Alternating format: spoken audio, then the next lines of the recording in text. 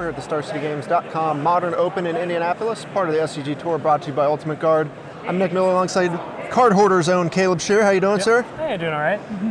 Now, you've won an invitational, you have a Storm token as yourself, your likeness on the card, so it's only fitting that you're playing Storm here again. If there's a format you can play it, you try to play it. Oh, exactly.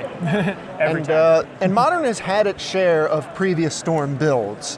Correct. And of course, previous versions with Pyromancer's Ascension and stuff like that, you tried, kind of moved off of, but now you're back. Yeah. And how come? Well, of course there was the death knell, quote unquote, of Storm about a month ago when Probe was banned. So kind of what that did in its current iteration was destroy the Pyromancer's Ascension plan. Since now there's no cheap way to oops, like, look how great my draw was to turn that on turn 3 consistently in any way. So kind of what the world was falling back to was the Gift Storm deck, which kind of popped up during Eldrazi Winter and Detroit, where basically you're reliant completely on Gifts Ungiven or Goblin Electromancer, preferably with that in play to gifts for, now like a bunch of rituals and a Past in Flames to just kind of actually deterministically go off versus, hey, let's cast like all the cantrips where you have to run about 20 of them to do that. And this, of course, was aided by your second virtual copy of Goblin Electromancer here. Baral, Chief of Compliance, straight out of 8th Revolt.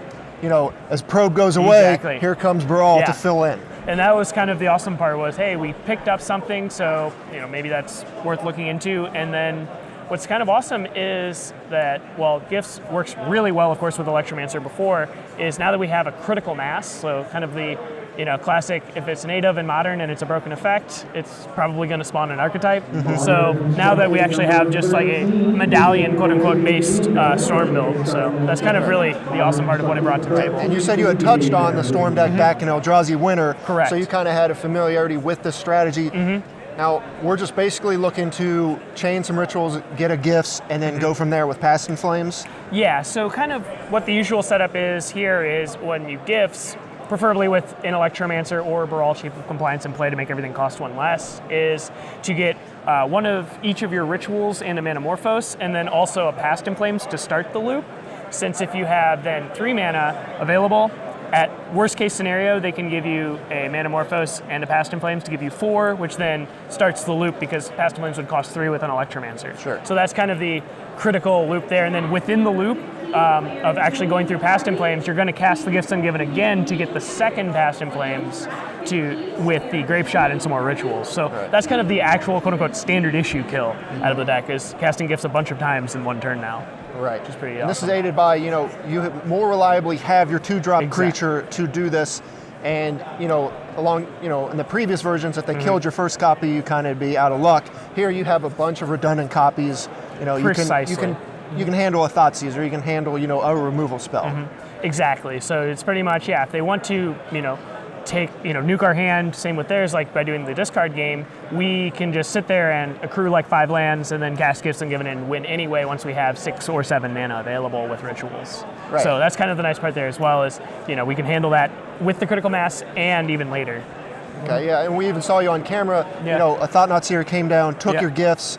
You weren't dead because you could just, do a mini chain and then rebuild later on. Precisely. So this deck, you said the previous versions had a bunch more cantrips. This one's kind of a slimmed down version of that. You have Thought Scour, Serum Visions, and Slide Hand as your really only manipulation. Exactly. So it's kind of, now modeling itself more along the lines of Legacy Storm, which is cantrips are there to kind of filter your draws, not actually do your combo. Like from before, as we had Probe, 4 Thought Scours, 4 mana, like roughly 20 in the Pyromancer build, since you're trying to actually use the Ascension to draw the deck, versus now where it's like, hey, can I assemble Gifts Ungiven, Pyretic Ritual, or Desperate and an Electromancer, since if you have 3 lands that, you can start going off. Okay. It's kind of the base bones of that. Then you have, some remands here that kind of fill out the deck where you're trying to play, if you need to play a reactive game, and then you can kind of build up and go from there. Yeah, actually, like, Remand serves quite a few roles. So it serves the kind of, as you touch on, the reactive, hey, stall you out for a turn to quote-unquote time walk you. But one thing that has actually come up for me multiple times today is either remanding my own storm spell. For instance, I had to remand and empty the warrens early, then and then recast it again to generate critical mass of goblins. So we're able to kind of quote unquote double up our storm, or we're able to counter our own spells and utilize the Baral kind of subtext, which is whenever we counter a spell, we get to draw a card and discard. So I'm able to do that with some of my own spells to loot deeper into my library and get them in the graveyard for, say, a Past in Flames as well. Right, the often overlooked ability on Baral. Exactly, yeah. You do have a few counter spells in this deck, especially once you move to the sideboard, so you can kind of get that value too. Exactly. And are you mainly looking to Grape Shot or empty in this deck? Mainly I'm looking to Grape Shot. So we run 2 in the main deck right now, so kind of with those gift sloops, a lot of times you'll have one in the yard and then flash it back for about 11 or 12 and then just go get the other one. After, also, we do run 1 empty in the main deck, but that's more of a kind of a catch-all. Since we have gifts, we can just kind of get it. It's not really a game plan until after board. Yeah, moving to the sideboard, it looks like it is a game plan because you have a bunch more copies here. So what are the matchups where you really need to do this? Pretty much any time where they're going to make your life really hard for the graveyard. So if they're doing that and not trying to kill you by turn 3 or 4, then that card's great. But the other exception to that rule being Burn, which ironically is trying to kill you really fast, but all of their draws they're incentivized to keep with Eidolons and so forth, kind of like Eidolon or Bust, is very weak to turn 2 or 3 empty the warrens, just shove 8 goblins on the board, and then if they put an Eidolon out, they can't even burn you out that point. Then they're under their own. So those are kind of where that matchup card comes in. Looks like we also have a Blood Moon kind of sub BC strategy of the deck. Yeah, it's kind of mostly there just to buy time in matchups where it completely shuts them down for at least 2 turns or so. Like Banto, Eldrazi, Tron, we all have seen that they can beat it, in the end game, but this deck, well, we can fetch up basic islands all day and then our non-basics can start the ritual chain. So it's kind of awesome to just buy time, which is a little bit of a different use than usual. And we have Dispel as your other counter spell here, protect the combo, but also get some, value later on. Yeah, this one's more for when we need to actually be fighting on the stack, since Remand does kind of a bad job of actually stopping them from casting their counterspell. When they don't have much to do, they can still just recast it. Sure. So we just kind of can slot them in and out for when, it's do we need to actually let that spell resolve or do we need tempo?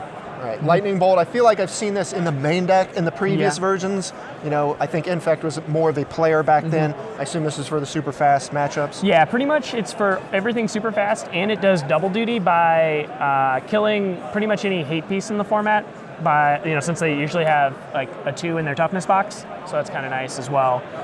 With that, and sometimes you just board them in when they might have a hate barrier or 2, and 3 damage upstairs is not irrelevant, especially when you have the empty plan coming in as well. Yeah, the chip damage can add up, especially when you're kind of constrained on mana sometimes. Exactly. Then anything that Bolt doesn't handle, I assume Repeal and Echoing Truth are there to pick up the other ones. Precisely, yeah. Just having 2 Echoing Truth and then the 1 Repeal, just kind of having the 1 of out for Chalice, since Chalice will normally be set at 2 against you versus 1. So just have that in there. Okay, so what's it like playing Storm again in Modern and what it looks to be kind of a more relevant build or a stronger build now? It feels awesome. I've kind of felt lost in Modern for a long time. I've really been bouncing around for over a year now. And the fact that it feels viable, also now it feels a lot more like Legacy Storm in that we're kind of actually developing a deterministic deck that's weaving around and also can do stuff on minimal resources, kind of similar to how you can just Cabal Ritual Infernal Tutor. Sure. Now it's the same with gifts and a ritual. So all right. I definitely think going forward this will be what I'll be working on. All right, well, you get to continue using your token. I'm sure that's a good thing. Oh, yeah. We've already seen it on camera once, so you're 5-2 after 7 rounds. Yep. So off to a pretty strong start. We wish you the best of luck. All right. For Caleb Scherer, I'm Nick Miller here in the sideboard. Stay tuned to StarCityGames.com all week long for the action here in Indianapolis.